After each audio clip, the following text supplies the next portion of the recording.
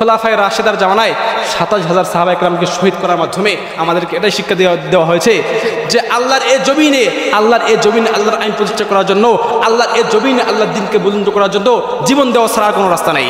এই দ্বীনের জন্য আমাদের নবী সাল্লাল্লাহু আলাইহি ওয়াসাল্লাম দান মোবারক শহীদ করেছেন। এই দ্বীনকে প্রতিষ্ঠা করার জন্য বিশ্বনবী সাল্লাল্লাহু আলাইহি ওয়াসাল্লাম দান মোবারক শহীদ করেছেন। এই দ্বীনকে প্রতিষ্ঠা করার জন্য হযরতে সুমাইয়া রাদিয়াল্লাহু তাআলা আনহুকে শহীদ করা হয়েছে।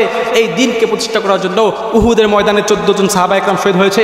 এই দ্বীনকে প্রতিষ্ঠা করার জন্য বদরের ময়দানে ৭০ জন সাহাবা একরাম শহীদ হয়েছে। এই দ্বীনকে প্রতিষ্ঠা করার জন্য ইয়ামামার যুদ্ধে হাফেজে কোরআনরা শহীদ হয়েছে।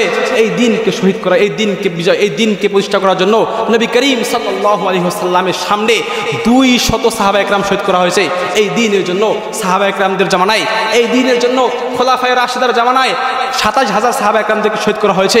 এই দ্বীনের জন্য খোলাফায়ে কেরামের জামানায়, এই দ্বীনের জন্য সাহাবা একরামদের এই দ্বীনের জন্য খোলাফায়ে রাশেদার জামানায় ২৭,০০০ সাহাবা একরামকে শহীদ করার মাধ্যমে আমাদেরকে এটাই শিক্ষা দেওয়া হয়েছে যে আল্লাহর এই জমিনে আল্লাহর আইন প্রতিষ্ঠা করার জন্য, আল্লাহর এই জমিনে আল্লাহর দ্বীনকে বুলন্দ করার জন্য জীবন দেওয়া ছাড়া কোনো রাস্তা নেই।